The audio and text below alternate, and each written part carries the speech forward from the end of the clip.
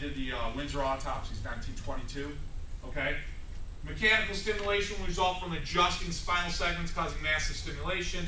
Proprioceptive receptors firing into the sympathetic chain, inhibiting them from overstimulation of the viscera.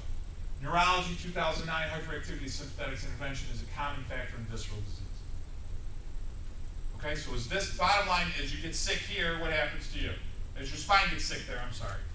What happens to your organs? Which means what happens to you?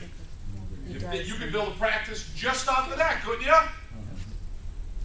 It doesn't even talk about headaches and menstrual and all that other stuff, right? Right here.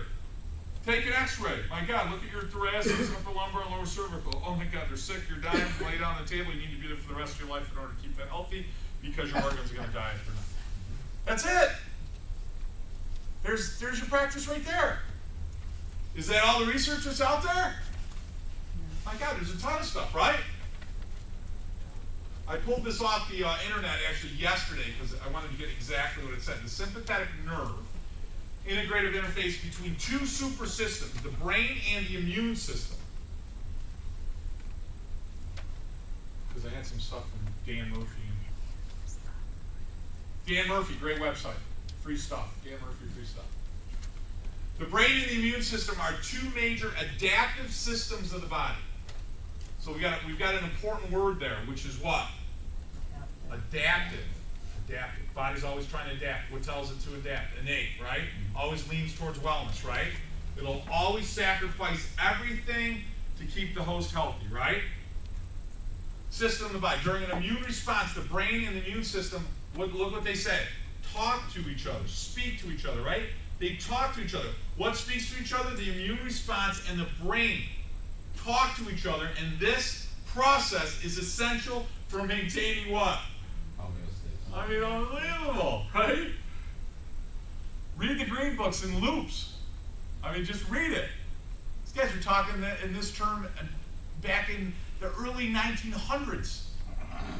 They didn't even know about all the tracks that were going on. And these guys are writing about it like they just discovered it in 2002. It's kind of comical.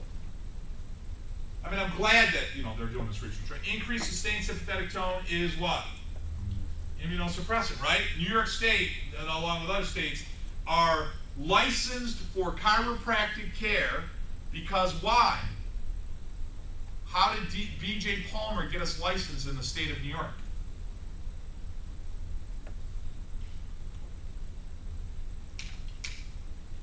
Because we helped with what? It's right on the bottom. The flu. Thank you. Very good, Francis. The flu. We were better at helping people that had the flu or preventing thousands of people from getting the flu. Documented fact, the research is there. You can pull it right up. By the thousands. By the thousands. I mean, it was a very small percent of people that had the flu had any type of mortality if they were on a regular chiropractic care. Amazing, amazing. Why? Because increased sympathetic tone, right? Overstimulation here was what? Immunosuppressant. So that's how people get better immune system. That's one way that people get better when you adjust them. Guess where the greatest degree of stimulation is? There you go, baby. Bombarded with mechanical and proprioceptors, right? So you do upper cervical on those people. What was BJ focused on all the time?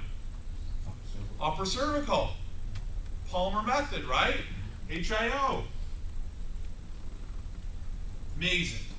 But now you've got this out of a scientific journal basically saying exactly what we're saying. The brain and the immune system, what do? Talk to each other. What do we say? They talk to each other. What have we been laughed at for years saying? They talk to each other. How does cracking somebody's neck help them with their immune system? The family doctor doesn't even know the neurology.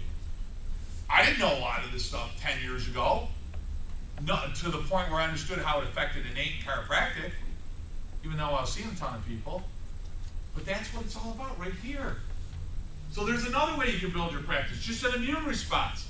Who has a challenged immune response? Everybody. Everybody. But let's say they don't get that. So let's say a group of people out there that have a challenge that they physically know about it, which would be who? Cancer. Cancer patients. Can you say it scientifically that it's going to benefit their immune system? You maybe don't want to say you can cure their cancer. Is it good for them to get care? Can you say it scientifically? Can anyone question you? Sure they can, but what are you going to say? Well, right here. Here's my copy. Exactly. How about kids where they, the parents say, oh, well, they started daycare, so they're sick all the time now? I'm still going to have a conversation with them. Yeah, well, that's what I'm saying. It's like they're the prime people that say, that, okay, their immune system's being challenged. 100%. Yeah. Your immune system's being challenged all the time, is what I tell people. Yeah. You're right. You know, Bob, your children's immune system is being challenged all the time, whether they get sick or not. And by the time they're sick, how sick are they? Really sick. See, that's what the 0 to 10 pain scale, even though we're forced to do that, is that the stupidest thing in the world we've ever been taught? What's the number one killer in the United States disease? Heart disease. Number 2 is? Cancer, right? Well, how do you know that you're having heart disease without going to the medical doctor? You die. You're going to suffer a what? Heart attacks. A Journal of Cardiology, 2007, I think it is. 60%, 62% of all people that suffer the first heart attack, it's what? Fatal. They thought they're okay because of the 0 to 10 pain scale, right? Wake up dead. Cancer, Journal of Oncology, 6 weeks the average length of time somebody lives before they're diagnosed with cancer. 6 weeks. All the people you don't hear about. The people that they open up, which is the majority of people. And they go, oh my God, it's all over your body. You know, this is why Dede was brilliant. See, what he thought about was like, you know, when you read it, he's like, why do you have 5 people in the family and 3 people get sick and 2 don't? How come you have a bunch of people working together and half the office gets sick and the other half doesn't? How do you get pneumonia in one lobe? How do you get a kidney infection in one kidney? How does that happen?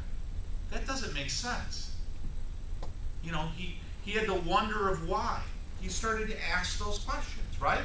And by asking those questions, he started with a healing profession that became a theology. And then we lost track of that for many reasons. I read some articles that said that they did that deliberately because the theology of chiropractic, the true philosophy of chiropractic, was hidden to allow us licensure and allow us to advance as a profession.